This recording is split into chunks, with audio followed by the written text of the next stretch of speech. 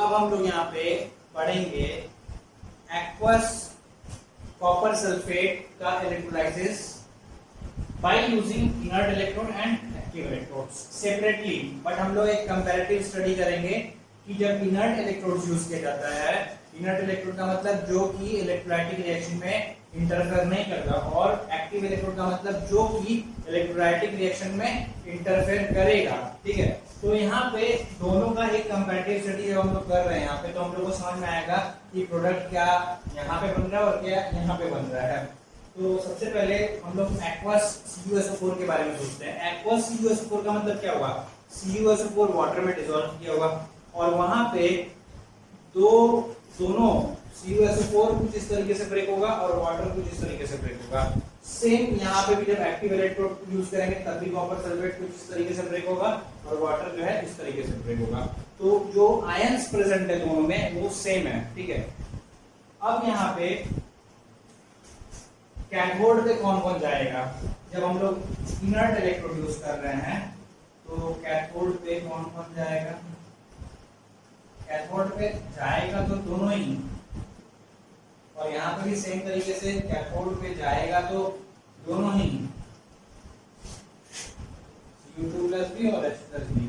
और उसी तरह से एनोड पे ये दोनों जाएगा यहाँ पे भी, और ये दोनों जाएगा यहाँ पे भी। ठीक है, और एनोड पे SO4 और H2H- यहाँ पे भी उसी तरह से आएगा और यहाँ पे भी उसी तरह से आएगा। ठीक है, अब हम एक छोटा सा डायग्राम बनाते हैं।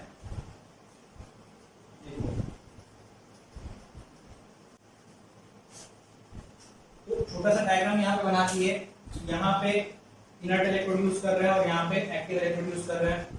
जब यहाँ पे एनोड पे SO4 और OH- यहाँ पे दोनों आएगा, ये दोनों यहाँ पे एनोड पे आएगा। ठीक है, तो डिस्चार्ज कौन होगा? तो हम लोग अब इलेक्ट्रोकेमिकल सीरीज के बारे में सोचते हैं। कौन नीचे है? ये नीचे है, तो ये डिस्चार्ज होगा। ठीक है, तो एनोड पे डिस्चार्ज होगा कौन? OH- ion. ठीक है, तो OH- आयन जब डिस्चार्ज होगा, ऑलरेडी बता चुके हैं कि 4OH- कुछ इस तरीके से डिस्चार्ज होगा। 4OH प्लस 4 इलेक्ट्रॉन निकलेगा। ठीक है ना, और ये 2H2O प्लस O2 में ब्रेक होगा।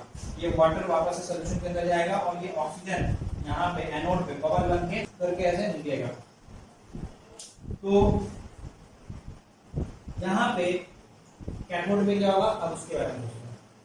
कैथोड पे Cu2+ और H+ दोनों ही आएगा, लेकिन हम लोग को पता है कि कॉपर जो है वो इलेक्ट्रोकेमिकल सीरीज में हाइड्रोजन के नीचे आता है, इसलिए जो कॉपर है वो डिस्चार्ज होगा। ठीक है, तो सपोज करो यहाँ पे 4 इलेक्ट्रॉन जब एनोड पे रिलीज हो रहा है, तो कैथोड पे जो Cu2+ है, एक Cu2+ को डिस्चार्ज होने के लिए 2 इलेक्ट्रॉन का जरूरत है। देखो यहाँ 2+ है ना, दैट मींस उसको डिस्चार्ज होने के लिए 2 इलेक्ट्रॉन चाहिए, बट आएगा कितना?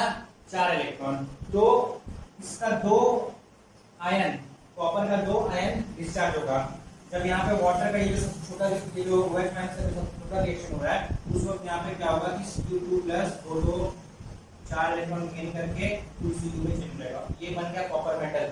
कॉपर मेटल जब बन जाएगा तो कैथोड पे वहां पे डिपॉजिट हो जाएगा। ठीक है, तो यहाँ पे कुछ इस तरह का रिएक्शन हुआ। अब यहाँ के बारे में सोचते हैं कि यहाँ पे क्या होगा। यहाँ पे यूज कर रहे हैं हम लोग एक्टिव इलेक्ट्रोड, तो ये SO4 OH- दोनों का दोनों जो है एनोड पे आएगा। ठीक है, और हम लोग यहाँ पे जो एक्टिव इलेक्ट्रोड यूज कर रहे हैं, एक्टिव इलेक्ट्रोड यहाँ पे मान लो कॉपर है। ठीक है ना, यहाँ पे कॉपर इलेक्ट्रोड ही यूज किया जाएगा। यहाँ पे कॉपर इलेक्ट्रोड यूज किया जाएगा, तो यहाँ पे ये डिस्चार्ज होगा या ये डिस्चार्ज होगा, इसके लिए हम लोग सोच सकते हैं कि इलेक्ट्रोकेमिकल सीरीज के हिसाब से ये डिस्चार्ज होगा। बट हम लोग यहाँ पे यूज कर रहे हैं एक्टिव इलेक्ट्रोड, यहाँ पे ये डिस्चार्ज होगा या ये डिस्चार्ज होगा, ये इलेक्ट्रोकेमिकल सीरीज से हम लोग डिसाइड कर पाते। ठीक है ना, हम लोग को पता है कि ये इससे इजीली ये डिस्चार्ज होता है, तो ये डिस्चार्ज होगा। बट यहाँ पे उससे भी इजीली एक और वहां पे आइटम प्रेजेंट है, एक सब्सटेंस प्रेजेंट है जो कि और इजीली ऑक्सीडाइज हो सकता है। ठीक है, और वो सब्सटेंस यहाँ पे जो कॉपर का इलेक्ट्रोड हम लोग यूज कर रहे हैं वो है। तो यहाँ पे जो कॉपर का इलेक्ट्रोड है, कॉपर 2 यहाँ पे Cu2+ प्लस 2 इलेक्ट्रॉन रिलीज करेगा, तो यहाँ पे ये भी डिस्चार्ज नहीं हो पाएगा क्योंकि इससे इजीली ये ऑक्सीडाइज होता है। इसलिए यहाँ पे कॉपर जो है वो ऑक्सीडाइज होगा तो रिलीज करेगा कॉपर 2+। तो यहाँ से कॉपर 2+ जो छूटेगा तो वो यहाँ पे सोल्यूशन के अंदर आएगा और ये जो 2 इलेक्ट्रॉन है ये इधर से जाएगा यहाँ पे कैथोड की तरफ। ठीक है, सर्किट को कंप्लीट करेगा। जब कैथोड की तरफ जाएगा ये जो Cu2+ दिख रहा है ना, तो ये Cu2+ यहाँ पे 2 इलेक्ट्रॉन गेन करेगा तो बन जाएगा कॉपर का मेटल, तो वो यहाँ पे डिपॉजिट हो जाएगा। ठीक है, तो यहाँ पे एनोड पे बन रहा है ऑक्सीजन और कैथोड पे बन रहा है कॉपर का मेटल डिपॉजिट हो रहा है। और यहाँ पे एनोड पे ये डिस्चार्ज नहीं हो रहा है। यहाँ पे जो एनोड पे कॉपर का इलेक्ट्रोड यूज कर रहा है वो ब्रेक होकर के कॉपर के आयन में चेंज हो रहा है और इलेक्ट्रॉन रिलीज कर रहा है। तो इसका मतलब ये हुआ कि धीरे धीरे कुछ टाइम के बाद ये जो एनोड है उसका मास जो है वो डिक्रीज होने लगेगा, क्योंकि उसमें से कॉपर का आयन निकल करके सॉल्यूशन में आ रहा है। ठीक है, और धीरे धीरे क्या हो रहा है कि कैथोड पे कॉपर का जो मेटल यहाँ पे देखो, कॉपर का मेटल यहाँ पे डिपॉजिट होने लगेगा। ठीक है, तो यहाँ पे क्या हो रहा है कि एनोड का मास डिक्रीज नहीं हो रहा, लेकिन यहाँ पे एनोड का मास डिक्रीज हो रहा है, क्योंकि एक्टिव इलेक्ट्रोड यहाँ पे जो कॉपर इलेक्ट्रोड यूज कर रहे हैं यहाँ से ऑक्सीडाइज होकर के सॉल्यूशन में आ रहा है। ठीक है, और एक चीज यहाँ पे देखो, जब स्टार्टिंग में जब इलेक्ट्रोलाइसिस प्रोसेस यहाँ पर स्टार्ट करेंगे तो ये सॉल्यूशन ब्लू कलर का होगा। ब्लू कलर होता है ड्यू टू Cu2+ आयन। ठीक है, तो यहाँ पे एक्चुअली में क्या हो रहा है कि कैथोड में धीरे धीरे जैसे जैसे Cu2+ डिपॉजिट होता जाएगा, Cu में चेंज होकर के डिपॉजिट होता जाएगा, वैसे वैसे यहाँ से कॉपर का आयन खत्म होने लगेगा और ये जो ब्लू कलर है सॉल्यूशन का वो धीरे धीरे फेड होने लगेगा।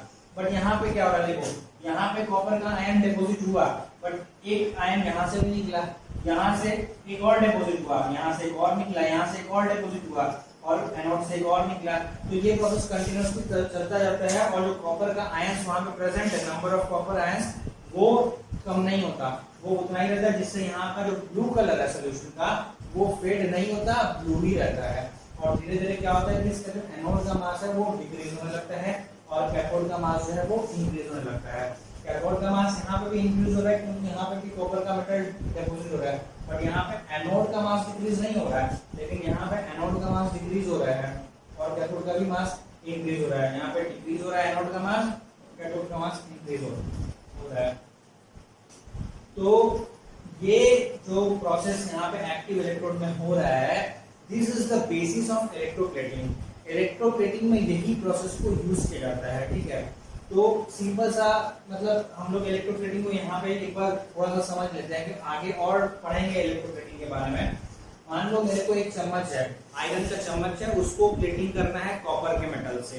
तो हम क्या करेंगे, यहाँ जो कैथोड है, ये कैथोड के यहाँ पे एक चम्मच को ऐसे लटका देंगे। ठीक है, अब यहाँ पे कॉपर सल्फेट का सोल्यूशन यूज करेंगे, यहाँ पे कॉपर का रॉड यूज करेंगे।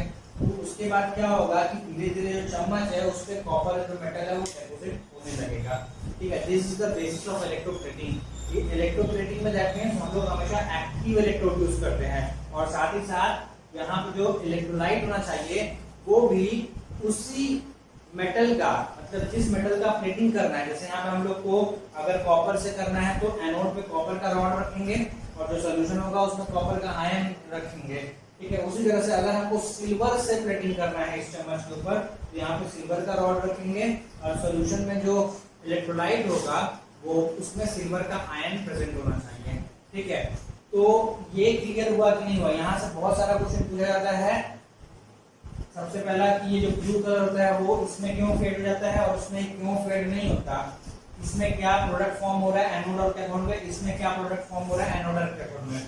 ठीक है, और यहीं से स्टार्ट होता है इलेक्ट्रोप्लेटिंग का।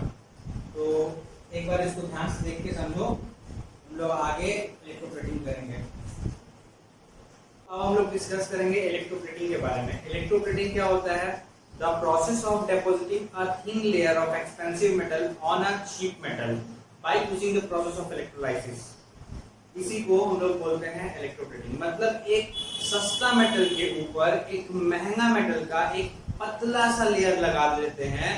ठीक है, bye using the process of electrolysis. तो इस चीज को हम लोग बोलते हैं इलेक्ट्रोप्लेटिंग। ठीक है ना। फॉर एग्जांपल जैसे जो सिटी गोल्ड का जो चेन मिलता है कम दाम में, मतलब उसमें सिल्वर के ऊपर एक गोल्ड का पतला सा लेयर लगाते हैं by using the process of electrolysis. तो उसी चीज को हम लोग बोलते हैं इलेक्ट्रोप्लेटिंग। इसके अलावा इलेक्ट्रोप्लेटिंग बहुत जगह यूज किया जाता है, जैसे जो बाथरूम के जो नल वगैरह होते हैं, ठीक है ना, जो दिखने में बहुत अच्छे लगते हैं, उसमें भी वही होता है, पतला सा एक महंगा मेटल का, क्रोमियम का या और भी महंगा मेटल का एक पतला सा लेयर लगाया जाता है उसके ऊपर, जिससे वो दिखने में अच्छा लगता है। तो इलेक्ट्रोप्लेटिंग समझ में आ गया। इलेक्ट्रोप्लेटिंग बहुत ही सिंपल है, एक सस्ता मेटल के ऊपर एक महंगा मेटल का एक पतला सा लेयर लगाते हैं by using the process of electrolysis, and this process is called as electroplating. ठीक है, तो हम लोग जब कॉपर एक्वस कॉपर सल्फेट का इलेक्ट्रोलाइसिस देखे थे यूजिंग एक्टिव इलेक्ट्रोड, तो उस टाइम क्या हो रहा था, एक्टिव इलेक्ट्रोड में क्या हो रहा था, जब यूज कर रहा है एक्टिव इलेक्ट्रोड, तो कॉपर यहाँ से टूट के आ रहा था, ये मान लो कॉपर का रॉड है, ठीक है, और यहाँ पे कॉपर एक्वस कॉपर सल्फेट है, तो यहाँ पे कॉपर डिपॉजिट हो रहा था और एनोड से कॉपर टूट करके सोल्यूशन में आ रहा था, और सोल्यूशन से यहाँ पे डिपॉजिट हो रहा था।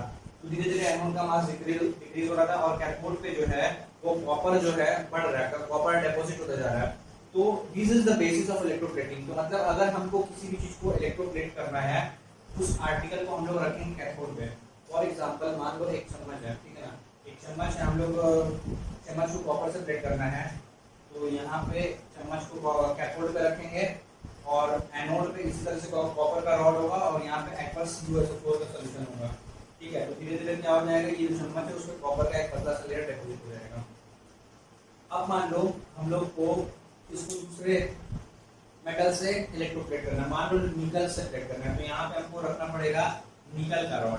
एनोड पे क्या होगा, निकल का रॉड, और सोल्यूशन में होगा NiSO4 निकल सल्फेट। ठीक है, तो चम्मच में क्या होगा कि निकल का एक पतला सा लेयर आ जाएगा। और याद रखना है कि एनोड पे जिस मेटल से प्लेटिंग करना है, जिस मेटल का पतला लेयर लगाना है, वो मेटल का रॉड होगा एनोड पे, और जिस आर्टिकल के ऊपर हम लोग को इलेक्ट्रोप्लेटिंग करना है उस आर्टिकल को हमेशा रखते हैं हम लोग कैथोड पे। ठीक है, ये क्वेश्चन हमेशा पूछा जाता है कि if article is to be electroplated with this metal, what should be anode, what should be cathode and what should be the electrolyte। तो कैथोड में हमेशा उस आर्टिकल को रखेंगे फिक्स्ड, एनोड पे उस मेटल का रॉड रखेंगे जिस मेटल से हमको इलेक्ट्रोप्लेटिंग करना है, और सॉल्यूशन में ऐसा सॉल्यूशन, और यहाँ पे जो इलेक्ट्रोलाइट है उसमें ऐसा सॉल्यूशन होना चाहिए जिसमें ये जो एनोड पे रॉड रखा हुआ है उसका आयन उसमें प्रेजेंट हो। जैसे अगर हम लोग को कॉपर से इलेक्ट्रोप्लेटिंग करना है तो यहाँ पे कॉपर का रॉड और यहाँ पे कॉपर सल्फेट सॉल्यूशन, अगर निकल से प्लेटिंग करना है तो यहाँ पे निकल का रॉड और निकल सल्फेट का सॉल्यूशन। देखो यहाँ पे निकल का रॉड है और यहाँ पे सॉल्यूशन है, उसमें निकल का आयन प्रेजेंट है। उसी तरह से अगर हम लोग को दूसरा कोई मेटल से प्लेटिंग करना है, फॉर एग्जांपल अगर हम लोग को सिल्वर से करना है, तो यहाँ पे सिल्वर का रॉड होगा और यहाँ पे सिल्वर का सॉल्यूशन होगा। अब सिल्वर के सॉल्यूशन में हम लोग दो सिल्वर का सॉल्यूशन यूज कर सकते हैं, एक है AgNO3 और दूसरा AgCN2। सोडियम अर्जेंटोसाइनाइड। ठीक है, तो सोडियम अर्जेंटोसाइनाइड और सोडियम अर्जेंटोसाइनाइड और यहाँ पे सिल्वर नाइट्रेट, इन दोनों में से हम लोग दोनों ही यूज कर सकते हैं, बट हम लोग ये वाला जो है नीचे वाला इसको यूज करते हैं। उसका रीजन ये है, ये जो AgNO3 है इसका कंडक्टिविटी हाई है, ठीक है ना। हाई होने का मतलब ये हुआ कि ये फटाफट आयंस का माइग्रेशन करेगा, और जब यहाँ पे इसमें से जो AgNO3 है, इसमें से जो Ag+ है, जब वो फटाफट बहुत फास्ट माइग्रेशन करेगा तो उससे क्या होगा, अनइवन डेपोजिशन रहेगा। अनइवन डेपोजिशन का मतलब ये हुआ कि किसी कहीं पे थोड़ा सा ज्यादा आ जाएगा, कहीं पे थोड़ा कम आ जाएगा। जैसे कि जब हम लोग दरवाजा अपने उससे रन करते हैं, ब्रश से रन करते हैं, तो देखना कहीं थोड़ा ज्यादा कहीं थोड़ा कम, बहुत हल्का सा आता है, उतना इफेक्टिव नहीं होता दिखने में। ठीक है, अब ये सोचो कि जो फोन होता है, फोन के बैक में, ठीक है ना, अगर मान लो मेटल हो या जो भी हो, ठीक है, देखो वहां पे एक पतला सा जो लेयर होता है, वो लेयर कितना पतला होता है, कहीं पे ज्यादा कहीं पे कम, ऐसा बिल्कुल भी नहीं होता, हर जगह एकदम प्लेन मक्खन के जैसा होता है। ठीक है ना, तो वैसा डिपोजिशन होता है जब हम लोग इसको यूज करते हैं, और ये इसको यूज करने पे क्या होता है, थोड़ा सा अनइवन डिपोजिशन हो जाता है, जिसकी वजह से हम लोग को ये यूज करना नहीं चाहिए, ये यूज करना चाहिए। ठीक है, तो